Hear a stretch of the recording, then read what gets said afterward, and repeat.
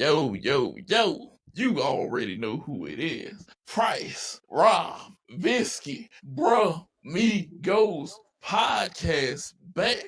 Your weekly episode. You already know how we coming to you. Hali-Lujeh. The Pacers did it again. We got to talk some NBA Finals, a little bit of new media, old media, our super teams extinct. We're going to talk a little bit of NFL, some MLB, with some proven statistics again via Rob. And some WWE Money in the Bank on this episode. Sit back, get you a drink, relax, kick up your feet. It's Brah Migos podcast. 4, 3, 2, 1. Go.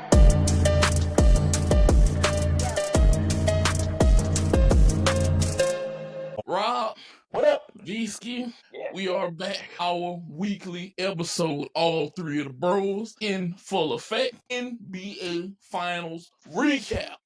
Guys, look, I'm convinced that Halliburton may not be the superstar that you want, but he might be the superstar that you need at times right now. If we finally getting admittance, I'm still gonna pick them to win.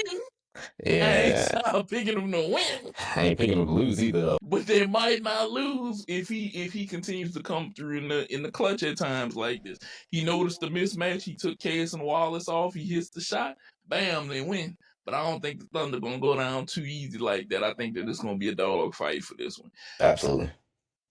One thing I want to say before I pass everything over: a lot of people out there, and I'm looking at the camera, I'm looking into you people's soul today. A lot of y'all who are saying NBA Finals are boring, they not there, it's not that. It's a lie, though. That's a lie. Right. You mad because your team made it. That's what you're mad about. That's what it is. You're mad because it's not a feature that you want, because they playing A1 basketball up and down the court. It is so much action packed. The time flies by. I sit here and then I get upset because they're not playing back to back no more, and I don't have another game to go watch. But luckily, baseball has been holding me down. So Jarvis, I'm gonna let you go first, since right now you're rooting Pacers. What do you think so far about this NBA Finals Game 1? Well, I mean, I'm not surprised, even though the world might be surprised. I, being a Halliburton fan, the number one person in the Halliburton fan club, knew. I seen it when they got to what it was like 94, 98. I said, "Oh yeah, that's it. Pacers got this." They cut it down to 4. I said, "Oh, that's it. They got it." And then they got the defensive stop. Halliburton got the ball. Like I knew it was about to happen. I don't think Shea and them knew it was about to happen to him, but I knew. Come on now. And I always wanted to say specifically to you, put some respect on my guy's name. Ain't gonna do it. Wow. Ain't gonna do it. I'm gonna tell you why I'm not gonna do it, bro. I respect what he's done, but as far as superstar, was that a superstar game he played? No. Was that a superstar shot he made at the end? But he is wise. Yes. He is wise. See, y'all so used to this new generation of shoot first. He is a pass first point guard. He is a traditional more point guard that can take over scoring when you need him to. Whatever. Rob, your thoughts, Rob. Rob, give me your thoughts. Nah, man, look, I told y'all I really wanted this game. I really couldn't wait for this game to happen. I basically was there to be, I was like, hey, I need this to be in my face. I need the Thunder and the Pacers, and they delivered game 1. I can't stop hating on the Pacers. I cannot. I know Jarvis is there. I know he has his whole thing. I cannot still have the Pacers hoist the Larry O'Brien in my mind. And this is different from the hate that I usually do, my actual productive hate. This is more homegrown from the soil. Cannot stand this fucking team. All right. So he can have that. He can basically say, all right, yeah, we up game 1. I, respect on it. No, absolutely not. I will not. But what I will do is I will basically take out of court. And if you would, please, Mr. Nate, if you could unveil what I basically have brought to the court as evidence as to why Tyrese Halliburton is doing as well as he's doing. If you would, please, Mr. Nate. What is he gonna do, my boy? I'll be more than happy. I gotta see what he gonna do, my boy. All right. So as you can see, people of the court of the podcast, we have Exhibit A. Mr. Nate, Mr. Jarvis, Mr. Visky, excuse me, I am calling you by your wrong name. Mr. Big Visky, can you please tell me what you see on this picture right here? I see look like Halliburton. He jamming. Dude, he with the bucket in his face. They both looking at it go in. But what color? Sorry, I stopped you. What did you say? What were you saying? Go ahead, finish. They yellow away jerseys, Cavs in the home jerseys. Hey, Mr. Nate, can you go down to Exhibit B, please? Now, gentlemen, Mr. Nate, what do you see in this picture? Halliburton shooting one over. That's Mitchell Robinson. It's Mitchell Robinson, in Madison Square Garden, Mecca. This is the game winner for that one. Please, if you both could, go down to Exhibit C. And what do y'all see right here? What do you see right here? What all you see right here? Again, Halliburton, Jan in the yellow jerseys, and they in the home white jerseys. Okay, all right. Now let's go back up to Exhibit A. Let's go back up to Exhibit A, please. Okay. What color jersey is the opponent wearing? White. Back to Exhibit B. What color jersey is the opponent wearing? White. What color of jersey is the person wearing? White. Now won't you please go down to my fourth one, which is Exhibit WW. This is the reason why Tyrese Halliburton is doing what he is doing. People, ladies and gentlemen of the court, I want you to look at the 3 right here. Because you saw the 3 up there. Here's the 3 right here. This man is doing it for them. He's the White Walker. He's White Mane, the Snowman, whatever you want to put it. That's what he's doing right here. This is what this is. I have seen what this is. When he sees white, he actually sees red. And that's why he's hitting these game winners, these white jerseys, these white women, all of it aligned. Keep your third eye open. Keep all that open. That's what this is. That's what this is. Now, you at home, you're going to say to me, well, he also hit a game winner against the Bucks. They were wearing black jerseys. Now, Mr. Nate, where is Tyrese Halliburton from? What state? Wisconsin. Where does the Milwaukee Bucks play? Wisconsin. So by transitive property, you would say that is his home state, correct? Correct. What are the first 2 letters in H-O, in home? H-O. Get it for hoes. It all aligns. Every bit of it. If you look in the stars, look at what we're seeing here. This is the evidence. This is why Tyrese Halliburton is doing what he is doing. This man is doing it for the hoes and doing it for the whites. That's what this You know why, Rob? is. This what this is. What's up? First, he shoot up the club, then he go and shoot them lights out in the gym. Rest my case. We, as a podcast, rest our case. Tyrese Halliburton. Doing it for the white man. The White Walker strikes again. The White Walker strikes again. It has been, look, I'll say this, he's had a string of game-winning shots. And the next thing for him is going to be superstar consistency. He gets to that, it's going to be over. It's going to be over with. Yeah. No, he's that dude, and that's been the thing about his. But I also got to talk about J-Dub, man. You gotta do more at the end of the game, dog. Like, I understand that you were, doing you guys, you and Chet and SGA, you gotta make that shot. I know you the MVP. I gotta close, because the Pacers will close you out. And that's what they've been doing to all these teams. You guys had a 15-point lead, kind of squandered it, and they basically came back up. Which this has been happening so much throughout the playoffs. Basically, people squandering big leads. I don't know what it is. I don't know what's been happening. But that's been the other thing about this playoffs that's been absolutely crazy. But no, they were in for probably a 7-game series. Hopefully a 7-game series. But the unsung hero at the end of that was Andrew Nembhard, though. Yes. Whenever he went 1-on-1 and he did his thing, that was the unsung hero, because all of that set up everything at there. Because if he misses that shot, they don't get everything else that they got down the stretch at the end. He definitely did his thing. But they have a very good coming through. Yeah, Obi Toppin came through. Yep. They've had a very good stretch. Like I said, they running 10 deep.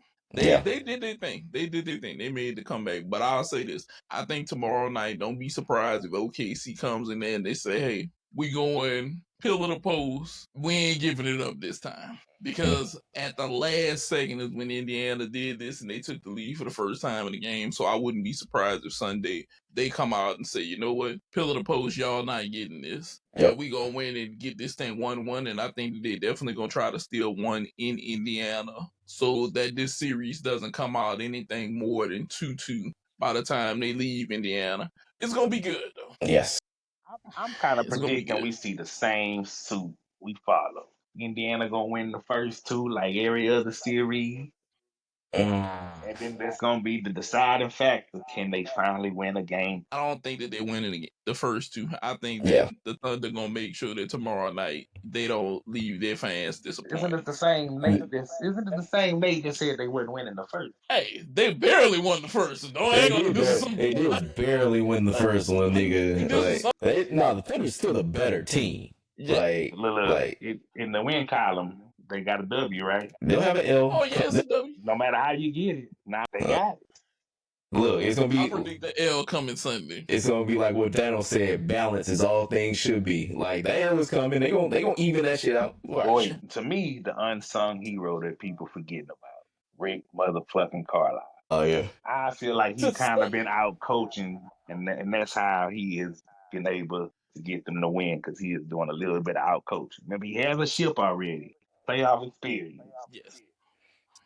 Mm-hmm. He does, and that is a factor. That is a factor that he does have that. But I'll say this: he has been, to say he left a team where he had a superstar and he went to Indiana and now he's doing this with Indiana. That says a lot. That says a hell of a lot as a coach. Now, as we move from off the hardwood, I gotta speak about something that I heard the other day, flipping through shorts and doing a little research, for the pod, and I'm tired of this new media, old media thing. And I'm gonna tell you guys where I'm coming from with this. I'm tired of hearing guys like Jeff Teague say that they're part of the new media and they don't hate like the old media. No, all of y'all are some haters. Every single one of y'all are some haters, because I've listened to y'all hate on the new guys in the NBA. I've listened to y'all hate on the old guys. I've listened to the old guys hate on y'all, and I've listened to the old guys hate on some of the current NBA. And most of the people who hating are either people who hate just to hate, or they're people that's speaking and hating because they didn't get it done whenever they were there. Okay? And I'm going to speak on it as one person, Gilbert Arenas.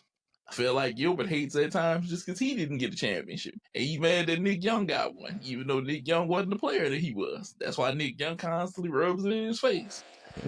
I feel like Jeff Teague is a hater at times, because he'll say something like, oh, I don't really care for this, that, and the third. And it's like, okay, bro, I understand, you might have not got it done, but you made that money, though. Yeah. You made that bread, baby. You did your thing. And Jeff Teague, to me, was a damn good player. I used to bust people's ass, with that Atlanta Hawks team back in the day. Him, Joe, crossover, Horford. They got busy, they got busy. But all in all, is to say, I want everybody to stop hating on each other. Appreciate. I know that y'all love. I'm enjoying this playoffs and everything. It's good. And for some people to say that they're not enjoying this or they don't believe what this is, look, stop it.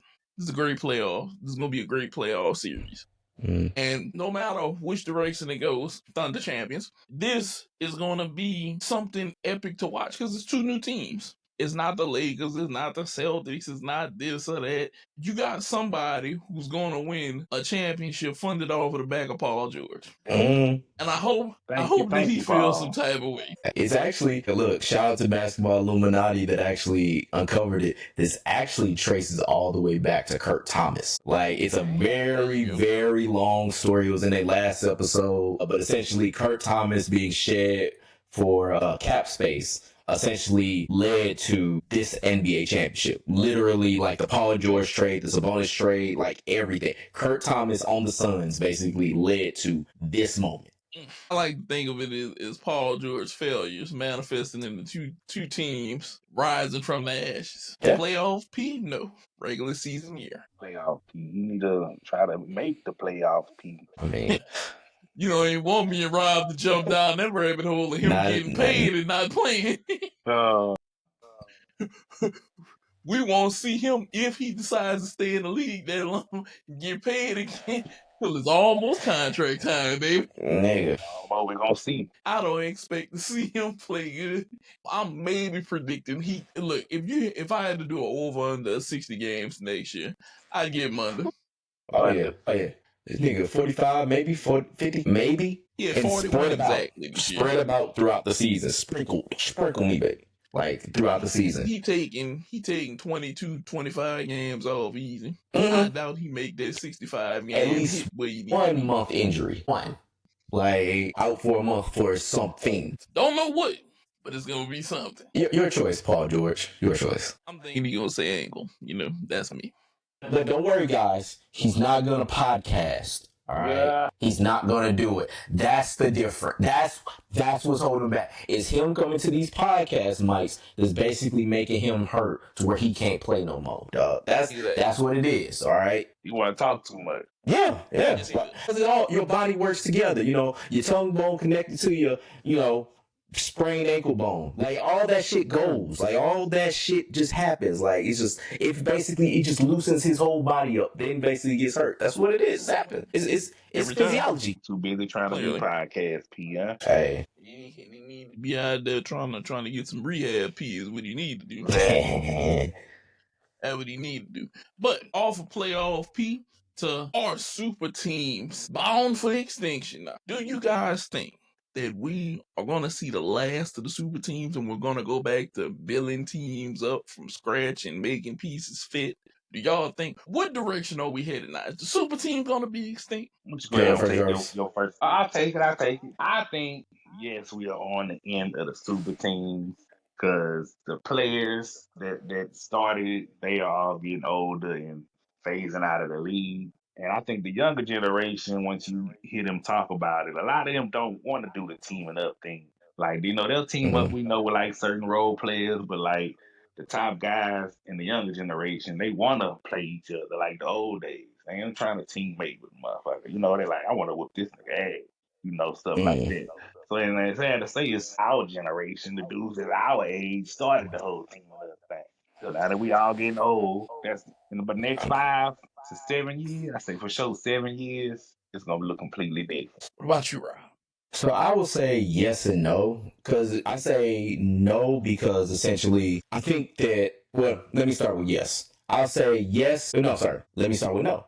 I say no because we're going to still have cats. I know. Look, I fucked myself up. But you still got cats that want to play with each other. And so you still going to have cats that want to basically build teams together. And they want to basically say, hey, I got my homie. He's on a team that I don't like. I think he like say he's on a Charlotte or something like that. Like he's wasted away. I need to bring him in. He's somebody this. You're gonna still have people that want to work those things out. Just like you had with the Suns, just like you had with all these other teams that kind of were built together, essentially through the Durant, but like built together. Where I say yes, that is going to basically go extinct. And this is where I think the parallel of the NBA on TNT crew kind of has like a parallel with this, super team extinction. The one thing you cannot replicate and the one thing that you basically see with this OKC team and even with this Pacers team is chemistry. These guys have been together for years and they know each other and they kind of sync together. And so like that mantra, because we talked about super teams way back, like saying Pat Riley had to pay for his crimes. Like, I don't know if you remember that, Nate. Like, we had to basically, we were basically saying Pat Riley had to pay because essentially this was on the back of the Suns trying to build their super team with Booker and Beal and Durant. It was essentially, hey, they were thinking, I just need 3 folks and then everything else is going to fall into place. Not thinking about how my roster is going to be constructed because the Heat at least did it in a way that was like, they knew, okay, I need this person, I need that person. They put it all together and got guys who were nice, like a Shane Battier, put him, hey, you got this specific role to help these 3 Titans. Go ahead, just do that and be that supportive role. I don't think we have GMs that want to basically build teams that way because they don't understand like what their roster construction needs to be to have these kind of folks. Lakers are probably going to be going through it with with Luka and LeBron, and basically like how their roster is going to be constructed with those two guys at the top. You know, like other teams as well. And so I think that when it comes to the super teams, yeah, you're going to have cats that want to join up and make their Justice League in a sense. But you also going to have teams that's going to be like, hey, look, I like the people I already got here. We were drafted together. We kind of grown up together. You know, like we can build and keep what we have here, which is why, like, I don't think like the Thunder are going to go after Durant, you know, or like Giannis, especially with all the picks that they have. I don't know what they're going to do with them, but it's like, I don't think that they're going to try to break up what chemistry they have because that is part of what makes them so great. It's just that chemistry. It's giving that hive mind. I think that's what's basically going to kill the super team era, if it will. Okay. Like that explanation, I get you. Thought about this, and I think super teams are going to die, like you said, Rob. I think they're going to die because Oklahoma is showing us, hey, you can still build a team from the ground. And the same thing with the Pacers. Even though they made a couple trades, you know, they traded Sabonis for Halliburton, they got a point guard, they got other things. They're showing you that it's still possible, and that they're the ones that's out on top right now. Like you, to your point, saying with Durant, you showed the destruction of a team that just not long before Durant got there was in the finals, and now it didn't even make the playoffs. You fall from a grace of being in the NBA finals to not even grace in the playoffs, and you have a guy who's probably arguably one of the best scorers that God ever made at 7 foot with a handle, a jump shot, and everything else, and you don't even make the playoffs. That's an issue. It's gonna make GMs. It's gonna cost some GMs some jobs. Your job as a GM needs to be rethought right now. If you're thinking I'm gonna get 3 people and win this, it's not happening. You need to figure out who's gonna be my top dog, who's gonna be secondary. I need to put defense. I need to know what is cohesive here. What's the best? And I think in the end, that's what's gonna kill it. That's what's gonna kill it. The cohesive teams are gonna kill the super teams because I'm gonna point this one out, and I think this is gonna be a good showing of one. The guy that I love to make jokes about, Playoff P. Okay, there is so much money invested into him and Joel Embiid, and not one person that team can't function without those two there. We just saw Tyrese Maxey, who is a great point guard. He can go out there and try to get you 30 every night. Rest of the team ain't there. Right. They're not there. And then whenever the extras get hurt and it's just him, it's like, well, damn, what do we have left? That's why, to me, I'll be honest. If I'm Philly, if there's not a long enough term solution for Embiid, I'm trading. If there's not a long enough you gotta get him out of there. Yeah, if there's not a long enough term solution for Paul George, I'm trading. Give me what I can get while I got this dude who's 20-something years old as a point guard. Let me go see if I could find him some running minutes. Yeah, I think they need to build around Maxey more than the other two. Like, Maxey has the future. That's what befuddles me with them giving them so much money, and it's like, I can't give Paul, in my mind, I can't give Paul George enough money. I'm sorry. I may sound like the worst person in the world, but my mom watches a little basketball with me every now and then. And she said, does he play a lot? Because I watched Sixers game with you and I haven't seen him that often. And I was like, nah, he's kind of hurt. And she was like, she's a person because she's more baseball heavy. She said, she pulled my move. She said, define kind of hurt. And I said, he missed half the games this year. And she said, wouldn't be getting paid on my salary. And we kept going after that. And I was like, if she can make that decision, it shouldn't be that hard for anybody else. Shout out to mom, man. Yeah. If you ain't working, you ain't getting paid. And that's her thing. Look, she's a diehard Braves fan. I'll never forget. Sorry to hear about that. Smart. Sorry to hear about that. Smart woman. See, let's keep going. Let's keep going. Look, whenever But you don't have the whenever intelligence of like Acuna, we do. So Just keep going. Just keep going. Just keep going. whenever Acuna got hurt and they had his backup out there and he wasn't doing the best, she was like, "Yeah, I might bench him or see if I can't make a trade." And she was like, "It's not working." Like, it Not ain't working. happening. It ain't he gonna cutting work. them up. And I was like, "You can't trade him. We only 20-30." She was like, "If I'm GM, I can do whatever I want." Fact. And he's out of here. And I was like, I thought to myself, I said, "It's a few of y'all in Atlanta looking at that woman ain't running." Mama say we Some ain't of got y'all time to be- wait and see. We ain't got time to wait. Slips everywhere. Clean out She's your locker, like, big dog. she's like, "I will throw them out immediately." And I was like, maybe that's where I get that sometimes, because I'm ready to sell you up the river sometimes if I can't get this done. You got 5 games to show me something. Let's see. Yeah, but he's a perfect example of that, dog. Like, I think what you said is right. It's time for us to get away from it. I think that we're headed back into the era of, I'm gonna call it early 2000-ish, where the teams were more balanced, and we're gonna see who has real potential superstars. We're gonna see who rises from the ashes now. I think that's where we're at right now. And I hope that's where we kind of stick, That's what I'm praying for. That's what I'm hoping and praying for. But moving on, there's this guy who people like to call Lego and things like that. And it's not my goat. But Rob, I think this is more suited for you. What exactly did he do the other day? So guys, LeBron James, let's ask the question. Is he a glory thought? Yes. Here's why I say that. Here's why I basically put that. Right after the Pacers clinched the NBA Finals, like to go to the NBA Finals, this man put in his team, his folks. And yes, I don't know if LeBron was basically going on the podcast website and pushing, but he probably had a play in it. This man basically had his folks release the episode the day, like not even the day. It was like less than like a few hours after they clinched. And here's why I call him a glory thought.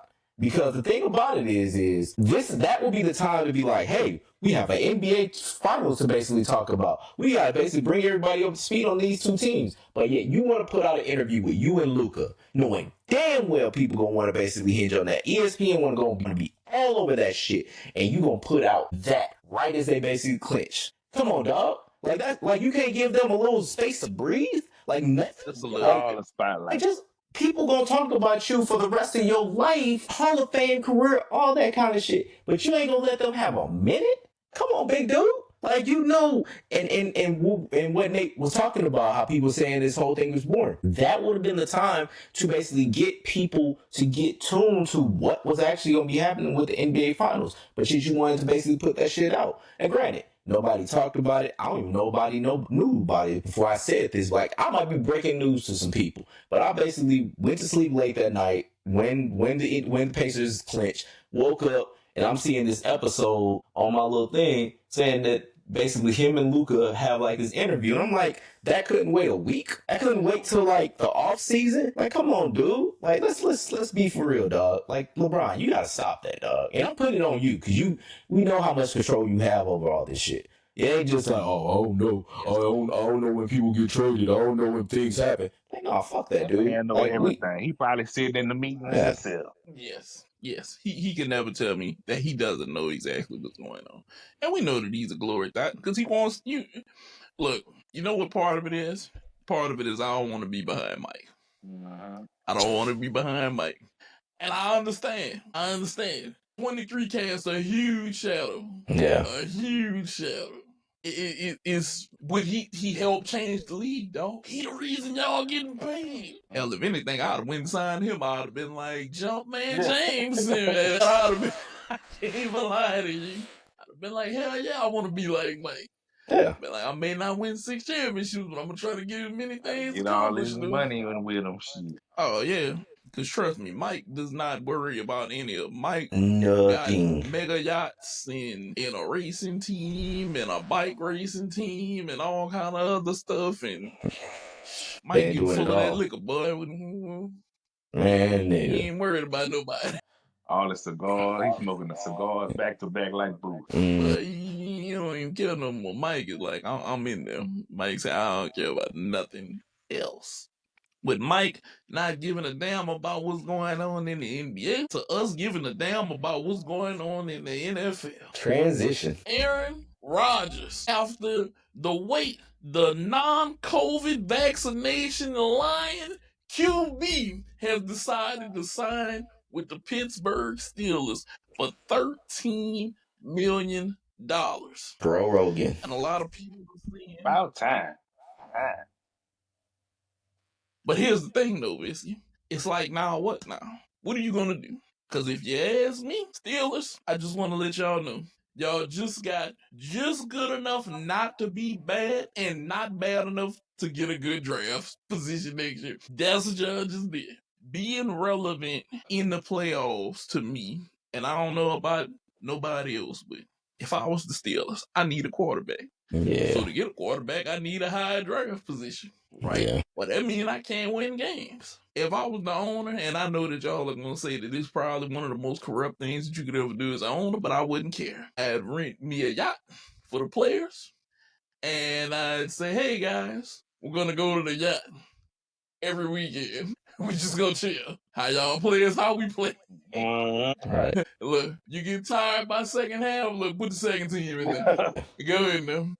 Like, hey, look, Are go you get some run. throwing? Be like, look, I need them to go get some run. I gotta figure some things out checkbook wise. You know, I gotta balance them books. Right. And the fans may not agree with me, but whenever I get that top 5 draft pick and I get the future bought in there, Mm-hmm. Gotta pull a Lawrence man, it Taylor was on all him, my man. plan. Get him some women before every game. Every game. Everyone. Every game. Because I want a draft pick. I don't know about y'all, but I personally think that it doesn't mean much if you're the Steeler. It means you might win, maybe. But can you compete with everybody else? What do you guys think? Rob, what you think? Man, look, like everybody said it best. And to be real, this was the same thing I think we said like when he got signed to the Jets, which was you're still the third best team in your division. Like, yes. And granted, that was kind of proven a little bit weird because the AFC East turned into what it was. But it's still to the point of they're basically the third best team in the AFC North. And that's really because the Browns are so fucking trash right now. Like because you could basically be like they are the worst. But it's Mike Tomlin basically possibly hitting his streak ended of winless seasons, you know, basically, or winning seasons or non-losing seasons or whatever way they want to put it. This might be the snapping of that. You know, like this might be the end. And yeah, like they don't really get that much better. Like they got a quarterback that is a good deal for them because $13 million is like what Sam Darnold was making when he was with the Vikings, just a little bit more than that. But and it's really just like, okay, we still got flexibility if we need to do something else because they lined with shit. They went and got old boy out of Texas, Kelvin Banks.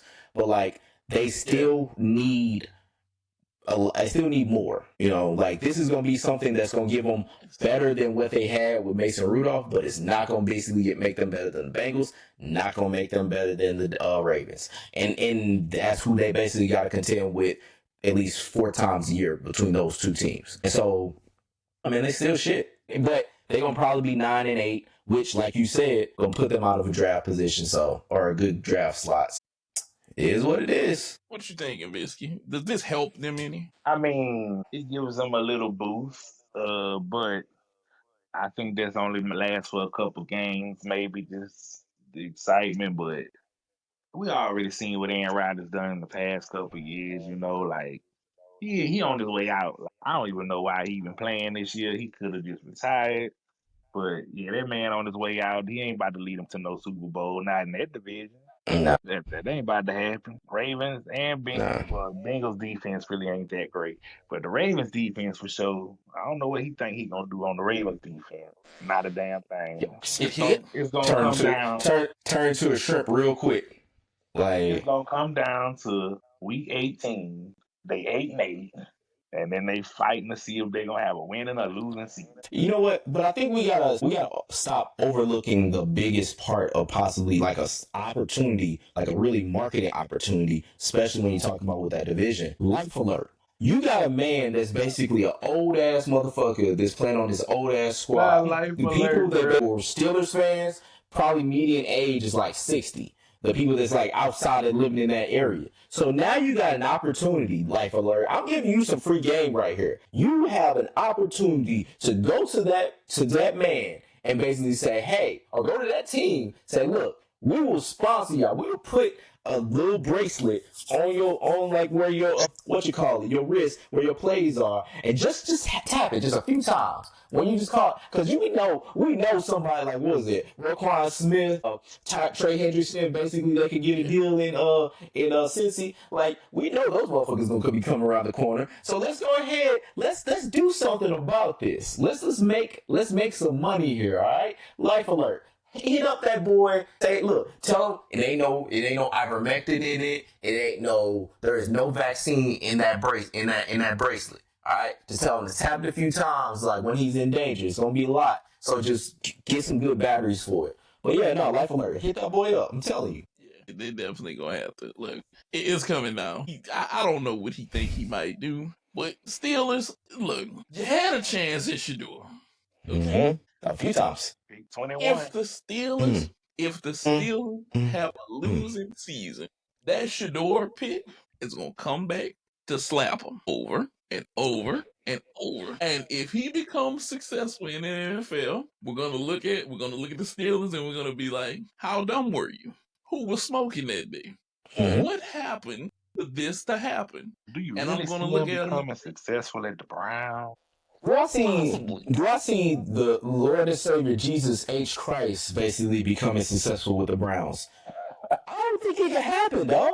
Like, why would I think that basically he could be successful with them? No, they ain't got nothing. They got what, Jerry Jeudy and them. They drafted those two running backs. They got Njoku, but it's still a team that's like ain't really got shit. They got a 5 quarterback rotation. First in history. I mean, You know, one of them is already eliminated. He out of there. Yeah. He getting paid. Right. Like, they ain't really got shit. But speaking of success, Cardinals, good job, dog. Winning the series against the Dodgers. I love y'all. I love y'all so much. See, y'all just want a close one today. You know, had me a little scared. Like, I don't know if y'all looking at me, looking down at my phone and everything. I'm just looking at it, just like, oh man. Yeah, I was like, boy. I'm just like, dog. Like, all right, come on, we can pull this out. We can get this. Like we can. We at home. Go to hell. Like, we have just beaten one of the best teams in all the MLB at the crib while they had their 3 MVPs playing in these games. Sun shines on the dog ass game. When is the sun gonna shine on y'all motherfuckers? Like when is that gonna happen? You know, like since you wanna volunteer your motherfucking floor, like go ahead, tell us what the fans are gonna do. Because I don't see them niggas anywhere near the winning circle. All right, where they at the wild card? He do have a point because y'all down right now once.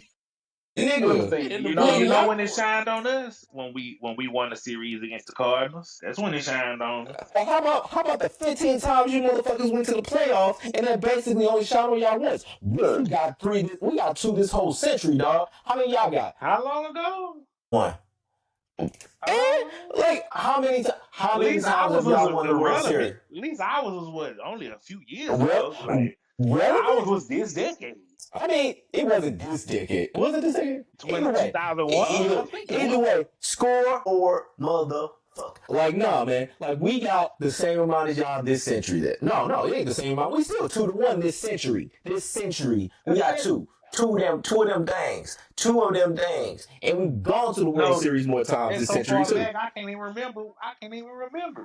That's how cool. memorable it is. That's cool. Check your Googles. It's right there. Check your history, dog. No, you know what? Maybe if y'all knew y'all history and knew that basically y'all been trash, whether y'all been treasure, maybe y'all would actually do something. Maybe y'all would actually improve yourselves and be somebody instead of messing up at the last damn minute. Like, this is what you better hope, Brian. You better hope. Looking at? Just come with the game ready, you know. Don't come next series and have it happen again. And we put belt to ass. You better make a phone call to the clubhouse.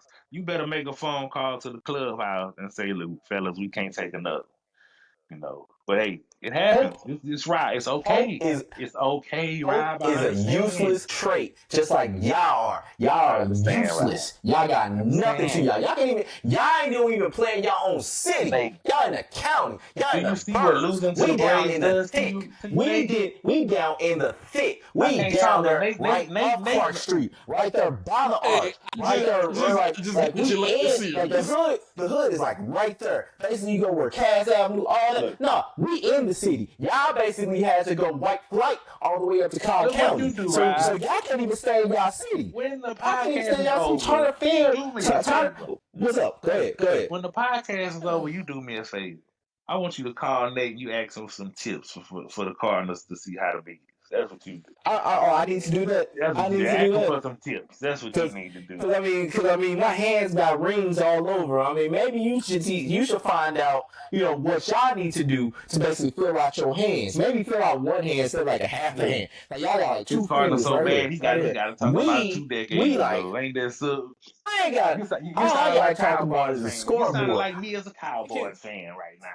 Nah, you sound like me as a Cowboys. I think his last one was in 2011. I think your last one was in 2011, Rob. The last win we had was in 2011. The last appearance was like 2013. But either way, all I'm saying is we been there. We be doing the damn thing. Y'all got to figure out how y'all gonna basically catch up to us. That's all I'm saying, dog. That's all I'm saying. I think what you got 11, I got 9. How many do he have? I think he got 4.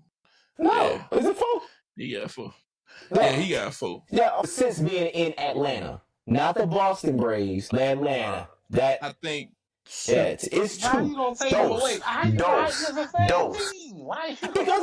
Because the Cardinals been in St. Louis the whole time. We either been right there off Grand, where we was in Sportsman Park right there at Herbert Hoover. Shout out to the Eagles. We basically was right there. We been in the city. That's what I'm saying. We been in St. Louis. Y'all been traveling around like motherfucking gypsies. That's what the fuck y'all been doing. Y'all need to basically get familiar, get somewhere, homestead, build some roots. Maybe y'all can do something. See, y'all trying to be a hoe. Y'all hoeing around. See, now you got me going. Now you got me going, dog. Now you got me going. All I'm trying to do, this is supposed to be peaceful. I'm not bothered. This is supposed to be a peaceful. I can't be bothered because at the end of the day, when you look up the series right now, we up. And currently, this season, we up. What? Is that the only thing y'all up in? Cause I mean, look, I don't know if Seattle can help with what y'all need to talk about wins and losses. I'm looking at a record right here. Look, I'm looking at wins and losses right here. I'm looking at a record because I'm looking at the wild card. Let me look at this thing right here. Let me look at that. All right, I'll put that thing up. So like right now, we're in the playoffs. We're in the wild card. You motherfuckers are 8 games back in the wild card. Where are y'all? So y'all basically like way away. Y'all like down the street, around the corner. Like y'all are nowhere near us. Do y'all even have GPS to get to where we are? Like do y'all need a map quest and shit? Like what do you need to do to get where I am, my location? Because if you want to talk about this series, I'm talking about the war. I'm talking about every. See, now you got me going. You got me going part 2. I'm just saying. At the end of the day, Ryan, Hold up. You better get him, man. You better get him. You better get him. Look, gotta beat the horse to death. I can keep on going. Like we are the better team. We've been showing we the better team. Y'all the ones that need to catch up. Y'all the ones that basically need to figure out what you need to do to be a better team. Y'all still just trying to be like, oh, we got this player, we got that player, we got this potential, we got that potential. We actually doing the damn thing. We putting shit into motion. That's what we're doing. Y'all basically here sputtering tires in the fucking county, in the fucking burbs. That's what y'all doing. We import our county people into St. Louis. They catch the Metro Link and then have to basically go through the bullet hole. That's what they have to do. They brave that shit for our team. Y'all basically went out to them. Y'all went out to the county. We would never. Absolutely never. Cardinals would never go out to the county. Absolutely never. Here y'all go, though. See? I rest my goddamn case. I'm too damn hurt. From the hatred that these two have about each other's team to the hatred that Rob put on the Rockies during their last series and winning. I have never seen somebody try so hard to make an irrelevant team relevant. To make an unrelevant team relevant. Like, it's hold on. Come on.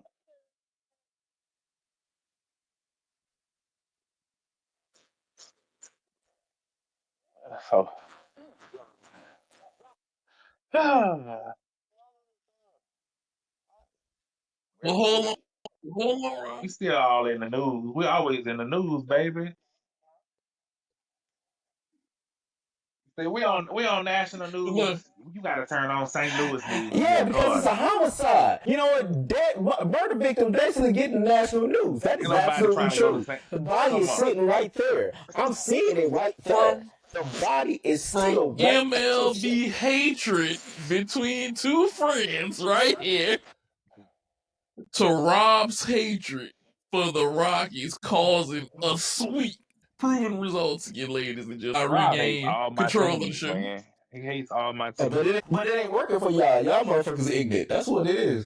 The Rockies, as we had told you guys, as me and Rob said, that the Rockies would hit Rockies. 50 losses before they hit their 10 wins, which they did. But Rob's hatred of them helped him sweep the Marlins to help get them 10 wins right after they 50 losses. Just so we're correct with it. Another proven fact: if you let Rob hate on your team, there's wins coming, baby. There's wins. They swept the Marlins 6-4, 3-2, 3-2, 3-game series. They gave him the business. Rob, haven't we always said we let you hate that there's wins to come? I basically, like, if I believe in my hate in you, you will do something, and it's proven. Just like Nate said, like, I try to give the people some, except for I try to give the people that deserve it, my hate, so that they can basically win and do something with their lives. So I remember, we all remember the Rockies back in the day, the Larry Walkers, the Vinny Castillos, the Dante Bichette days, like, even going into Baldo Jimenez, Cargo, like, those cats, like, I want to hate so you guys can be something. So you guys can basically know, like, what you guys can be, what potential you guys can have, okay? Like, I want you to be better than those pitiful ass Braves. I want you to basically know what glory can basically actually feel like. And you know what? I didn't even mean to give that shot. I'll let Dobisky get his shot later. But you look at me, look at me, Rocky. Look at my face. Look at me. I want you to know my hate can drive you to success. You can get another sweep. Maybe in another sweep. Maybe you don't go, 100 games before you hit 30 games. I mean, we don't know. Like, 100 losses before you hit 30 wins. We don't know what's going to happen. But just know that my hate can fuel you for the best. In all reality, do we think that they can get 100 losses before they get to 30 wins? Absolutely. Because they're at 12 and 51 right now. They saying they're gonna lose 49 before they win 18. Yeah, I think it's possible. Yeah, something like that, yeah. Because, I mean, look at their division. Like, granted, with Burns' injury basically happening, I think the Diamondbacks going to take a step back. But you still got the Giants still great, the Padres still great, the Dodgers still great. Like, having to combat those teams. And then the rest of the NL, like, outside of those bullshit-ass Braves, like, they got some squads here. Like, the Reds have basically been even. Like, they got, like, a, nice run differential. The Brewers are still right there. The Nats, which I didn't realize the Nats were going to be as sorry as they were, like those pitiful-ass Braves. But, like, these teams, like, they have a chance to basically beat the Rockies and basically put it to where... Fucking Cardinals. Fuck Albert Pujols, sorry ass. I'm tired of you and them ugly, dirty, doodle red looking Cardinals. With them birds looking like I don't know who did it and why. Looking like a fucking ugly crow that you painted red. That's what it looked like. Ugly ass logos, everything. Uniforms, your stadium trash, everything. Oh, I knew it was coming. But I do think that they could lose 100. I do think that they could probably lose 100 games before they get to 30. Yeah, I think so too. It is possible because the other 4 teams in the division are all 30 win plus teams right now. Yeah. And they are the only team, well, to be honest, they are the only team in Major League Baseball that has not hit 20 wins yet. Which is kind of, It's crazy. I think they just going out there because they're getting paid to at some point. Oh, that's absolutely it. Because, like, the White Sox, you know what? I ain't going to say the White Sox. The White Sox were a tire fire. They got some guys that they bringing up, and basically they got some dudes that are paying some dividends for them, but like they're pretty bad. But the Rockies are so far worse, and it's nuts at how bad they are. It's actually nuts. Yeah, but the White Sox are almost 500 at home. Yeah. The Rockies aren't close to 500 at home on the road or on the road. They're like the opposite of green eggs and ham. They can't win nowhere. Yeah. I cannot win at my house. I can't win on the road. I can't win if you fed me a bowl of Rocky Roads. We cannot win no matter where we are. Whether we're here or we're far. That's just what the Rockies are. That's just all it is right now, bro. And that was great. I looked at them and I'm trying to figure out. And it's like I told you guys before the show. They have a GM owner that's been there for 20-something years. And nobody's challenged him about this. Yeah. Nobody. They must all be getting paid real good. That's why nobody challenge. Yeah. Bro, the Rockies have 12. They have 12 total wins, okay? A couple of them are like, damn, they beat that person. But it's incredible that they won. And if you look at the beginning of the season in March, they lost and then they won. They won the second game of the season. That has been their best record since the second game of the season. Whenever they were 1-1, they were 500. Damn. Because then they lost the next 6, and then they won again, and then they lost 2, and then they won again, and then they lost the next 8 before they won again. And then they lost another 9, and then they won 2 back-to-back. And then after winning them 2 back-to-back, they lost another 7 and 1. Then lost another 4 and 1. And then lost another 5 and 1. And then lost another 8.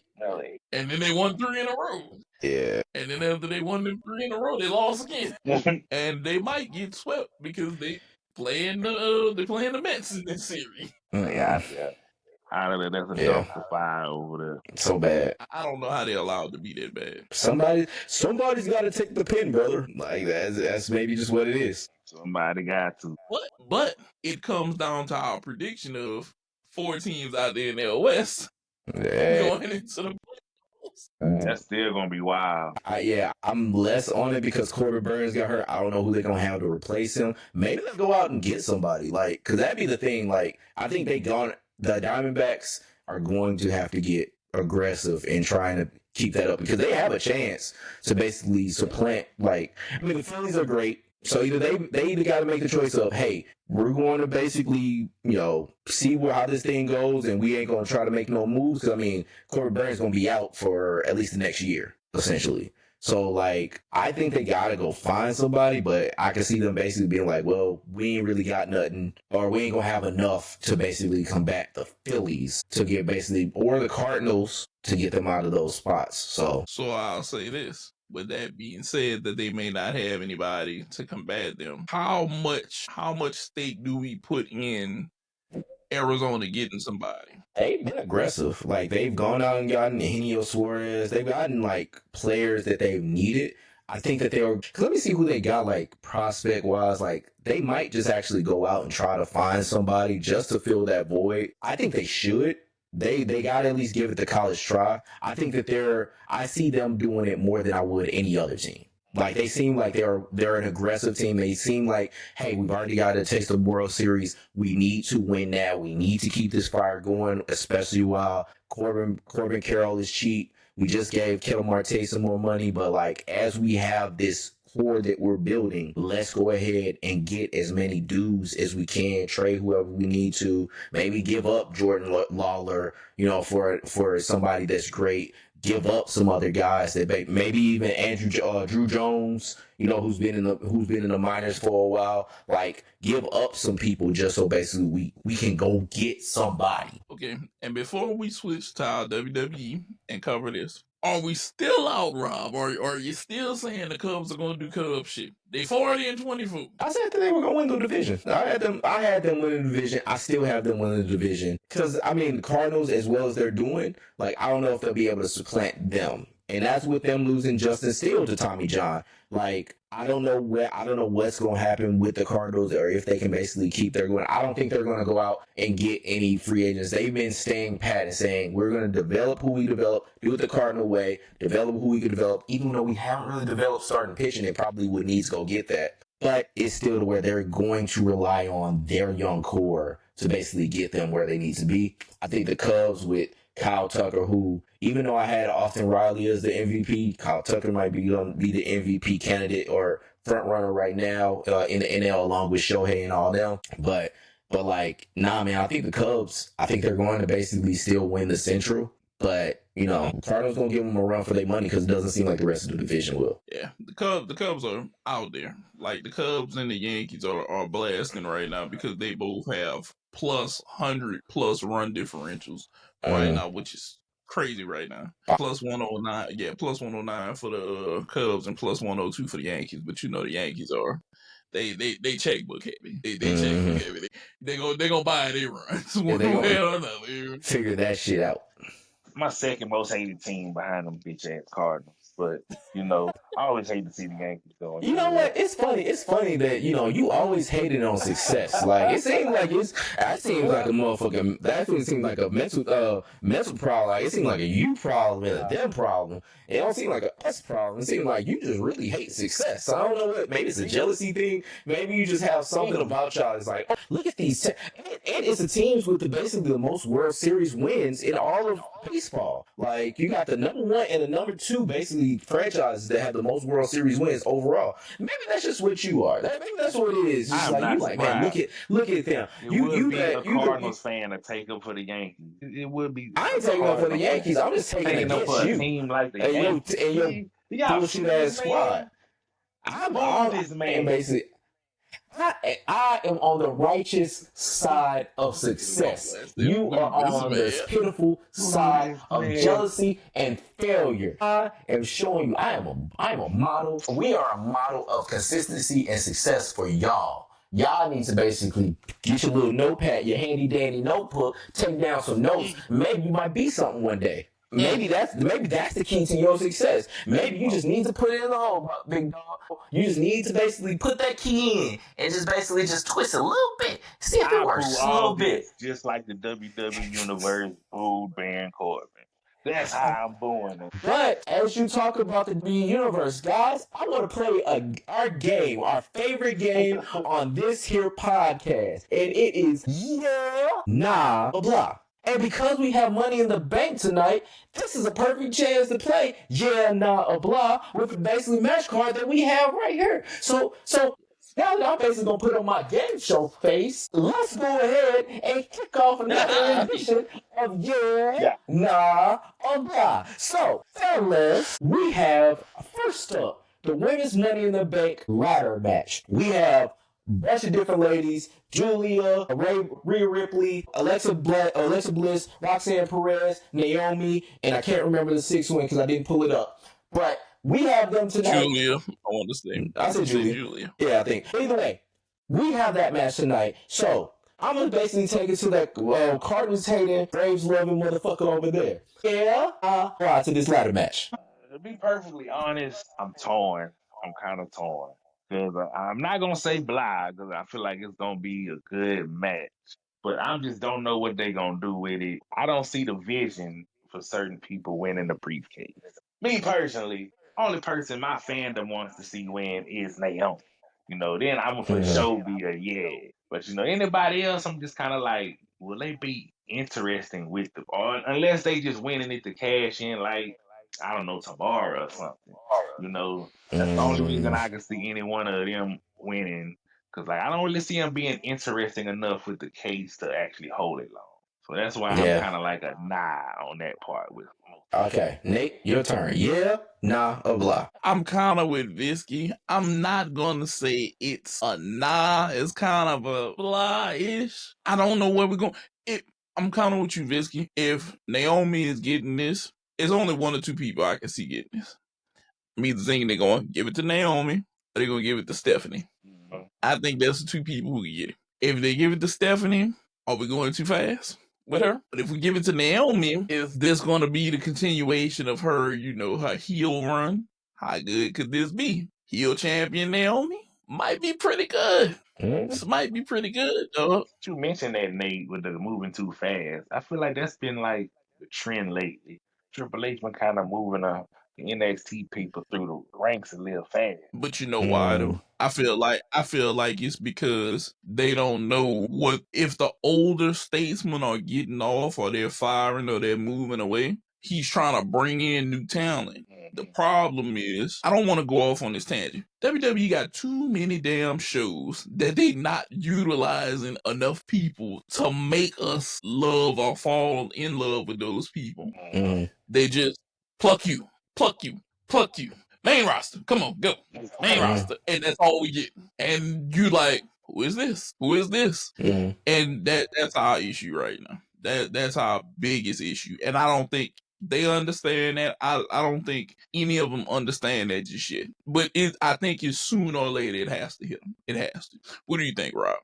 So I'm gonna actually go, yeah. I think the people in this match, like usually the Money in the Bank match for the women's do not disappoint. It's usually first, usually the hottest match, usually like it's a barn burner. Like these women, like usually the women in the match kill it. And I mean with this crop of women, like I think, you got people that have already been in, like Rhea, like Alexa. I think Naomi's been in as well. Like, and then you got the new crop, where you got Roxanne, Stephanie, and Julia. Like, granted, these are people that have been in NXT. These are women that have been in NXT, but these are women that are not new. Like Roxanne been in NXT for a long time. She was the start. She was in there when the 2.0 era start. Stephanie and Julia, like they've been around the world. They basically been cutting their teeth in NXT and won championships within it. Like these are women that have known what to do.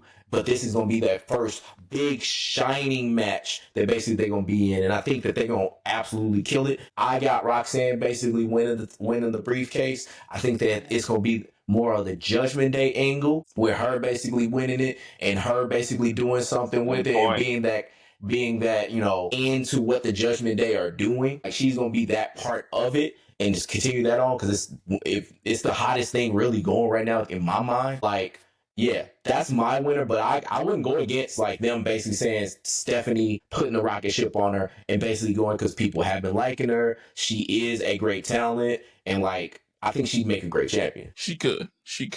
I kind of want to see the Naomi. Stephanie is my second pick. Anybody else, I'm like, okay, let's see what this happens. I don't know. It's a lot of stuff that I feel like they could pay us three to write. Yeah. But with that being said, with who you guys think will win it, do you guys think it's going to be a successful cash-in or a non-successful cash-in? Successful. Honestly, depends on who they go after. I think if it's EO, it's successful. I don't think it's successful going after Tiff. Good point. Like, let's look. All right, Stephanie, didn't she sign the Raw or SmackDown? I forgot.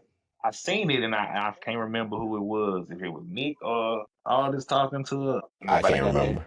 I know she signed. Depending on where she signed, if she gonna win. I feel like if whoever wins it, have to be a Raw person so they could do EO. I think they could just do whichever. I don't know. Yeah, like I'm trying to see like how many, because I meant to pull up like how many people have failed to cash in. I think it's been like 6 or 7. No women. All the women have successfully cashed. But see that's why I'm saying the woman's one is gonna be successful. Yeah. So you guys both have it successful. One of y'all had it is not successful. Nah. Okay. I think no matter who it is, this is gonna be a successful. I feel like it's about time. Okay. I don't think that they're that smart. I mean, it would be. I don't think they're that smart. It would be interesting, especially if you're talking about, say, Naomi winning and basically cashing in and then not like, cashing in. Jade and them costing her to cash in or some shit like that. That would be interesting. That would be interesting. That would be interesting. But let's go ahead to the next match. Becky versus Lyra for the Intercontinental title. It's a rematch of what just happened at Backlash. Nate, yeah, nah, or blah. Yeah, I think this could be a good match. But I also think that they're about to make Becky Intercontinental champion. I think that they're about to make Becky Intercontinental champion. It's not a knock on Lyra. It's something about her that screams, I'm kind of over, but I'm not over. And, people gravitated towards the man. The man, Becky Lynch, they gravitated towards that. And I think right now, if you took it off of Lyra and you put it on Becky, Becky's gonna give them something to chase, and they like her. Lyra retaining maybe gives her more validity over Becky if she retains, but it depends. It depends upon how this match goes. If she's booked even, or if she's booked even with Becky, okay, cool. If she's booked even, she wins. That's a good booking. It gives her a little bit more validity. It puts her on the level with Becky. But if she's booked under and happens to retain, this isn't a good look for her. You just would have did better just passing it over here. Gotcha. All right, so Visky, yeah, nah, or blah. I am a big yes, and I can't believe Nate just went so kind hearted to Lyra like that because this is the biggest knock on Lyra. I get the belt off of her, please, please. I'm ready for her to lose the belt. I'm giving. I want 90 seconds. I don't even need a match. Just give me 90 seconds, Becky. Squash? Give me 90 seconds. Squash? Manhandle slam. 1, 2, 3. Give me 90 seconds. You know why? When Lyra comes out, it's cricket. It's cricket. She never gets the reaction. Like she be talking. She not into. She's so vanilla in the ring. Yeah, That's why I said she's not old. Yeah. I'm not feeling it, and she just need to come up with something else. Take off. Let her go. Come out with a new gimmick or something. I need something. That's it with me with that. So I'll go with blah. I'm still blah, and it's because what y'all said. For their match, yeah. For their match, yeah. Now I'm a blah. Oh no, I was a yeah for the Money in the Bank match. So I'm a blah for this one. But like, yeah, no, I'm not into Lyra. I'm still not. I'm more than what I was, but it's like just instead of being 0%, I'm like 5%. Like I think that they're trying with her. I think that they're trying to get, because when she cut that promo, I think it was like, because I haven't been catching up on Raw too much, but like that cut promo where she said, I just need to get more angry. I think that was them telling her she needs to get more angry. She needs more emotion. She needs more feel. Becky has at least got feel with a lot of that shit that she comes off with. Lyra just doesn't. And it's hard because Lyra is a pretty good wrestler. I just not into what she does. I'm just not big in, so I'm not gonna say too much more. But like, I'm not big into Becky's matches. Like, I think Becky is a good wrestler. I think she's excellent on the mic. Her matches are cool. Kind of like Miz. They're just one of those kind of people. Like, carry a match, she could do a match, but it's like, I'm not coming to watch her. She's not somebody that I would basically jump out of my way to go watch in a match. But yeah, no, I'm blind towards it. I think they're going to take the belt off of her because, like you said, Nate, better to have the babyface chase than have her keep on beating Becky and having the same story over and over again, unless they're gonna have like some kind of rubber match at, say, like a SummerSlam or something like that. Then basically, this is the time to go ahead, take the belt off Lyra, have her chase, have somebody else come up and basically challenge for the Intercontinental title, because there's really not much of an Intercontinental division going on right now. So it's a perfect opportunity to have that. Yeah, and plus, to me, they didn't. Lyra doesn't have enough because she's Irish. She's Irish and plays to her Irish heritage, but her work doesn't speak. I'm the aggressive Irish person because she's supposed to portray the Irish goddess of war, and there is no war. Isn't that? There is no war. Maybe a war in the McDonald's line, maybe, but that's about it, though. That's about it. They dropped the ball because that title was supposed to go to my girl, Dakota Kai. That's who was supposed to rock the first. She'd have got more out. I feel like she'd have got more out. That girl got curly hair and they kicked her ass out. And said, you too much, you ain't Dakota, you Dakisha, get the fuck out. That's what they really just did to her. Oh, I was like, it's kind of wild. Dakisha Kai, all right, I see you, girl. Hey, the hair was nice, dog. Like, it was fly. But yeah, they kicked out. But next one, the men's Money in the Bank ladder match. We have LA Knight, we have Penta, we have Andrade, we have Solo Sikoa, we have Seth Rollins, we have El Grande Americano. So, Visky, or blah? I'm a hell yeah for this. I feel like it's going to be an excellent match itself. I think it's going to be a lot of spots. I feel like there's a lot of funny ways they could go with the winner, like, depending on who win. Like, the only person I feel like Andrade and Penta is the only two that I feel like Really not. That can't win this. But any other foe, I feel like you could make something great, and they would be all four great briefcase holders. Of El Grande, Solo, or LA Knight, I feel like each one of them would do something great with the briefcase, but it would feel strange. I'm like, do they really want Seth to win it again? So we'll see. I'm real big on it. Shit, I would like Solo. Should he go for the one title? Should either he could go for Jay or he could go for John Cena and try to make it play like the bloodline gonna have both. You never know. That's just so many ways. So that's why I'm big on that. Okay, Nate. Yeah, no, Yeah. For the same reason he said, and because of this, I don't want to see this become all bloodline thing. I'm not gonna say that. Mm-hmm. I'm not gonna say that I want to see that. But for one, this needs to be the ending of El Grande Americano. I need him to go. I need either LA Knight, Seth, or Solo to come out with this. If you're asking me, I want LA Knight to get this. That's why I want to get this. I want LA Knight to get this. I want us to be in his promos. I want to see him chase. I want to see him hawk somebody down. It's either him, Seth, Solo. Look, I'm not gonna harp too much on this El Grande Americano Chad Gabriel, but the amount of botches, unless you just don't care, you just want the people to know that is Chad Gabriel. He had his boots on the other night with the CG on. Yeah, the tattoo that been showed. Like, if we're doing this on purpose, fine. But you can't let the tattoo be shown one week and then covered the next week. And then him out here in Chad Gabriel boots. So what? El Grande forgot his game. That's my thing. What is the end game? I don't think that there's an end game. That's the problem. I think the end game is they trying to basically just...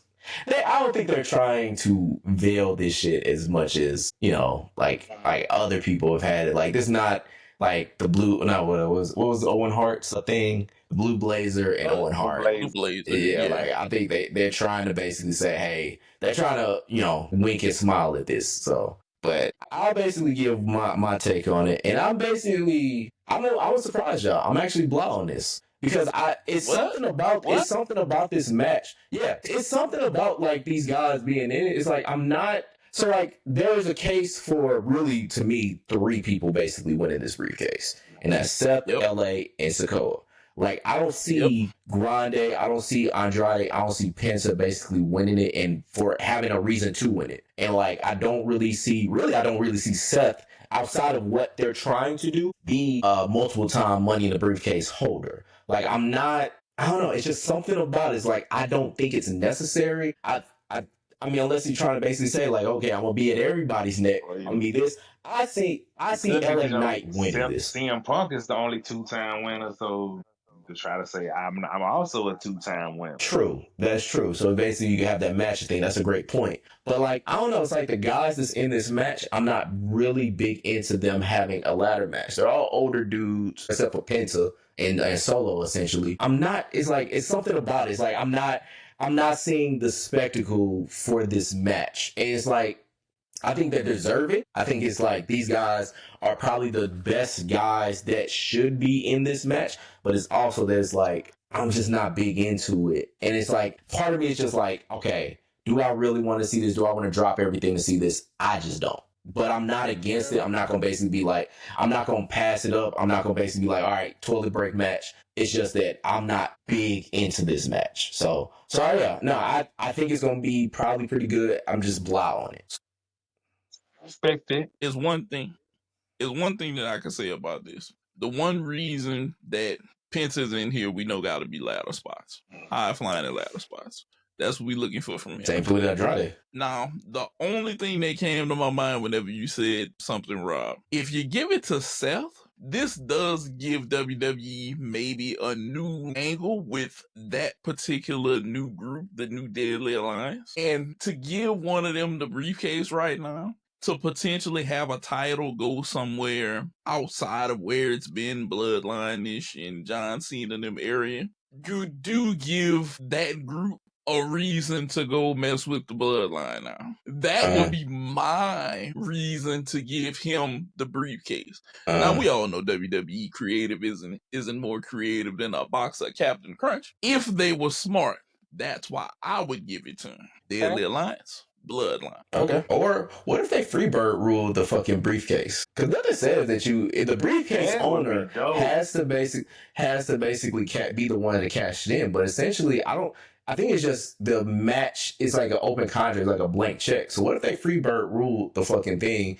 and you go, like, say Seth comes down and then he looks at Braun and he just says, boom, gives it to Braun. Now Braun is basically goes spear Jey Uso and basically becomes world champ. That could happen. But what I'm saying is it has to touch him first. And this would give us a new dynamic with the Bloodline. But like I said, they're not more creative than the box cap. Yeah, but I say that Seth would be the one to come up with something like that. But he'd be like, I said the rules of the match, which mean like no disqualification against me. But you could get DQ'd and lose the title, like some crazy rules like that, you know? Right. Just saying though, it has to be. I think me and you talked about this a while back, Rob. There has to be something added to this Bloodline thing if you want to continue pushing what it is. You got rid of the one group that could, but now you have a new group that's formed, and this is your time to pit your group against another group. You hand him the briefcase, he gets the chase. It's 3 of them now. I think Deadly Alliance back in the day was 4 or 5. Yeah. So what, they at 3 right now? They could adopt 1 more, maybe 2 more, and now it's on now. And funny little thing, I don't know if y'all watched SmackDown when they was in the ring, the Deadly Alliance and the Bloodline, and I don't know if many people caught the symbolism of what Solo did. He told Seth, he was like, "Look like you got your little bloodline here," and he say, "You got your wives, man." Then he looked at Braun. He said, "What you supposed to be, right hand man Jey Uso?" But then he looked at JC Mateo and he said, "Who you supposed to be? The honorary Sami Zayn?" I caught the symbolism. He compared JC Mateo to Sami Zayn because he's the only one that's not white in the new group. Yeah, true. I say, bro, that's funny, bro. I say you gotta be paying attention to catch that symbolism. That's why I said that would make sense for him to get the briefcase. You know what? Seth Rollins to win the briefcase tonight. Yep. All right. Seth Rollins to win it. It makes the most sense now to me. But let's go back to it just like we did the women's match. So Nate, you saying successful cash in or not successful? Successful. Visky, successful or not successful? I'm definitely going successful for this. All right. Yeah. It's gonna be successful. It's gonna be if Seth Rollins get it and he wins, it's gonna be Seth freaking Rollins, champion, Deadly Alliance, taking one from the Bloodline. Now we got two groups that can clash. So lately we've been having a lot of unsuccessful ones lately. Yeah, so we do for some success here. Yeah. All right. Now let's go to the main event, or what I think is going to be the main event. Cena and Logan Paul versus Jey Uso and Cody Rhodes. Who win? Yeah. Nate. Yeah. Okay. Nah. Blah. Okay. I'm a blah, and I'm gonna tell you why. Okay. Didn't I just tell you, little kid, that I don't want to see Cody Rhodes' ass, and he's back already? Didn't I just tell y'all this? I was tired of seeing this man. You getting on Go reinvent yourself. I don't want to see you right now. I just don't. My mind with him is he could be the people's quote unquote person. If he had a TV title around his waist right now, I wouldn't even care because that would fit him right now. Okay. The WWE Championship, him being a people's person kind of champ in a way would be better than him being undisputed. Because to me, he's not that right now. He's not ready. John Cena kind of flame broiled you and told you just a lesser copy of me. And he was right.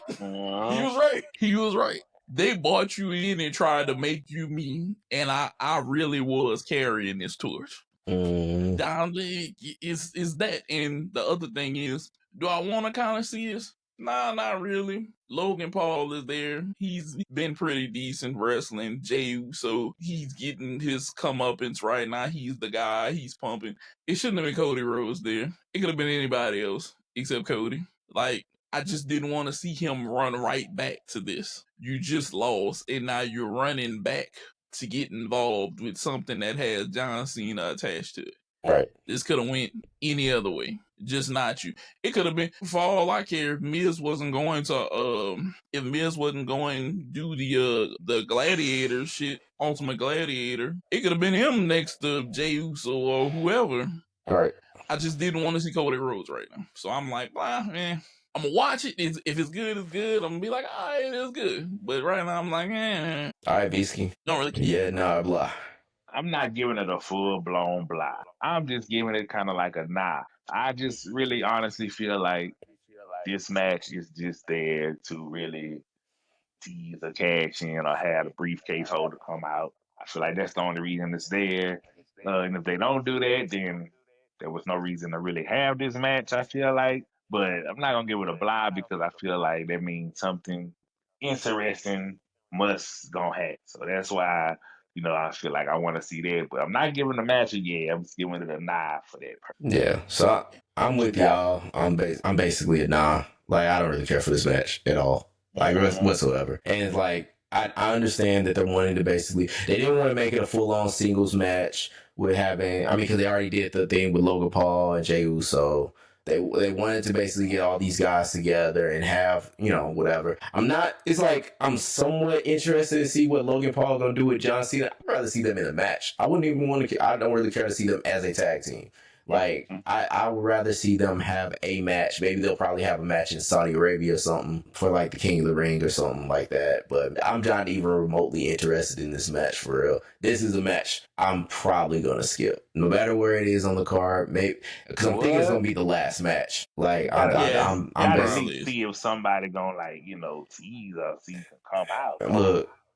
UFC is a UFC fight on tonight. That's supposed to be really good. Like I'll probably dip into that. To be honest, exactly.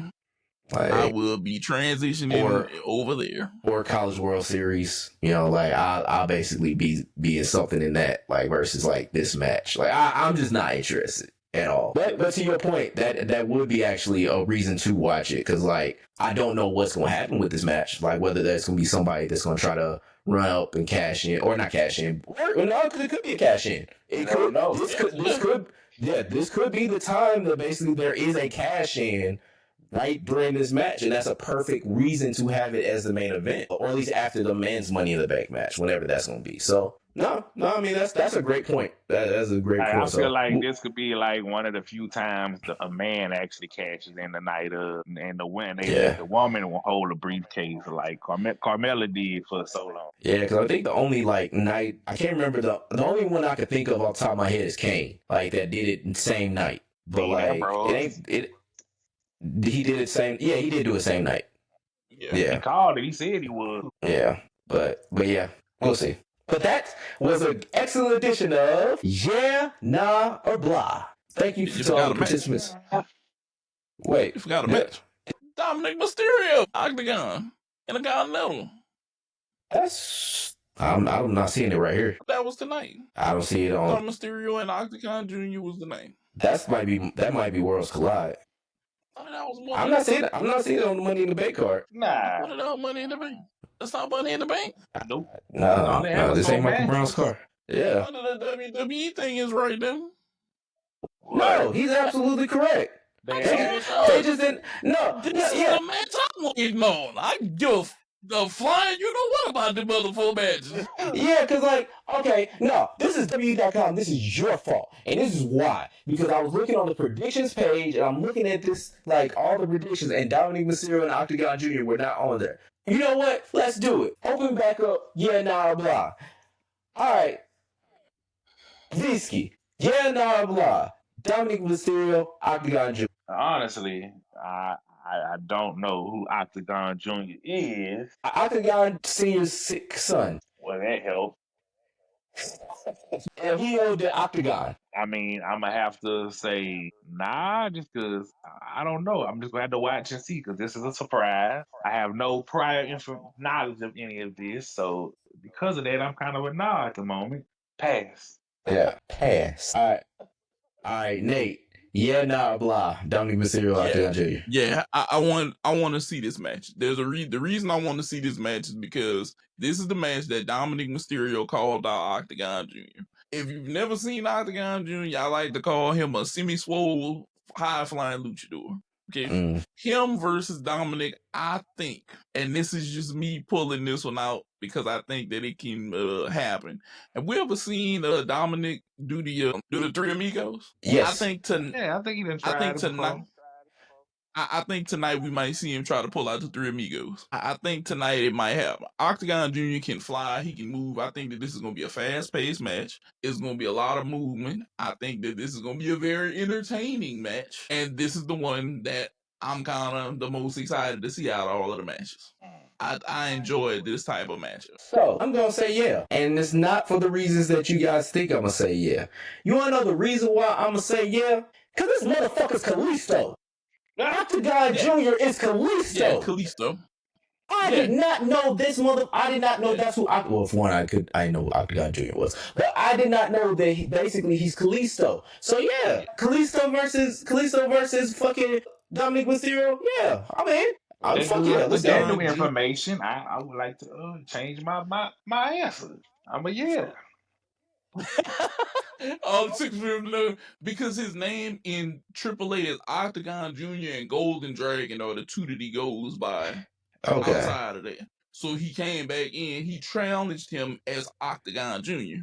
to fight, which this is going to be very interesting. That's why I said I'm for this match. I am all for this match because I know that this is going to be a good match. And that's why I said tonight I think that we're going to see the real a myriad of moves. Yeah, that's what I'm looking at right here. Yeah, but didn't they have two of them? Yeah, you had two at one point. Yeah, yeah. And this is the good Kalisto, not the bad, not the one who was messing up everything. This is the good. Which Kalisto had his time. Like I fuck with Kalisto, dog. Like yeah, but he's in way better shape. Like now, yeah, he's way better shape. He's in way better shape, dog. Because he's one of like the few luchadors that I keep up with. He's in really good shape right now, though. Okay. Good on him. Fuck yeah. Let's go. I remember knowing of like Octagon because I would see him like in old I think it was like WCW shits. It's like some New Japan shits and stuff like that. But yeah, like I didn't realize Kalisto was basically taking on that role. Like, cause he was Samurai de Soul. Like, yeah, like okay, fuck yeah, let's go. Matter of fact, after we finish this, I'll show you guys the call out that Dominic Mysterio did to him. But man, I'm for this match. Shit, this is the match I want to see. This is probably the match I want to see the most. Like, I want to see the Money in the Bank shits, but kind of more interested in this. I'm about to say this is the only consensus that we had. I know, right? This is the only that we all basically like went with. Like, okay. Because trust me, the John Cena match, like I kind of got a feeling some dirty crap gonna happen. Them might we win. Always like a 9 on that one. Yeah, because it's, bro, this is a filler match because they couldn't get somebody else to face Cena. This is probably and I'm gonna say this. I'm gonna say this. WWE creative. I don't know how much you paying 3 writers back then, but look, we all doing our thing, but you can pay us to write for you. If you giving them $200,000 a piece, we'll take $150,000 a piece. We'll get y'all cutting costs anyway. Let us save you $150,000. You pay us a combined $450, and instead of paying $600, to help y'all out, bro. Yeah, we'll be a little bit cheaper for y'all, man. Come on, just here to help. I already got your next week planned out for you. I told Jarvis we can bring back the TV title, right? Because there's no title that's defended every week right now. We can bring back the TV title, okay? Let's have the Arn Anderson Classic, okay? And that alone, right, I can have a SmackDown side and a Raw side, and that can cover you probably an hour on each show. Already do the first round. I'm already there, bro. I'm already there. Hire me and my boys, because he had the TV title along. Arn Anderson had it. It's something like 800 and some days and like 4 reigns that he had. Dude, Arn Anderson, bro, I got y'all. And then all of this will culminate to, guess what? A match at Night of Champions. And you crown your first WWE TV, your new WWE TV title. I already gave you a match. I didn't give y'all free game. Now look, if y'all take my idea, I'm just saying, the least you could do is fly me and the 3 homies out and take care of everything that we need, lots of fine dining and whatnot, Night of Champions, I can give you or you some can more let ideas. us. Only the first one is free. Yeah, the first one's complimentary. After that, I need to get paid. I need something. Exactly. I need something back. Like I say, we'll Because get paid in tickets and hotels. Because your first set, because trust me, your writers don't know what they do at that times. I think that they throwing shit at the wall and they like, hey, if it stick, it stick. And I'm not for that right now. I'm just not. But with that being said, we have given you our whole rundown of what we feel is money in the bank, how we think this is going to play out. You've got the witness Rob and Jarvis go back and forth. And Rob wins and all that kind of stuff, yeah. And we have given you all of this entertainment on Brah Migos podcast. Remember, like, share, subscribe. Like I said, it's free. Go ahead and hit the button. Here, Spotify, TikTok, everywhere. Anything you guys want to say before we go ahead and get up out of here? Travis, you go ahead. I just want to say congrats to my hometown UTSA Roadrunners. We play today at 6 o'clock Central Time. See if we could keep on trucking to the College World Series final. I'm rooting for the home team. So let's keep it up, Roadrunners. That's it. What about you, Rob? Good night, Canada. Good night, Taylor Swift, man. Y'all have a good weekend. Thank you for coming to watch us. Like, hopefully we gave y'all some good laughs and everything like that. But yeah, absolutely like, subscribe, tell your people about us. YouTube, here you can listen to audio versions on, like I said, Spotify, all that. Get wherever you get podcasts, we probably there and been there for a little minute. So all right, just get at us. Get our stuff. We lost it. See, I knew he was gonna try to go. All right, y'all. Thank Ricola. Ricola. Well, with that being said, guys, I'm gonna go ahead and get up out of here. We love y'all. We out. Peace. Thanks for checking out this episode of the Brah Migos podcast. Make sure to like, comment, and subscribe so you never miss an episode.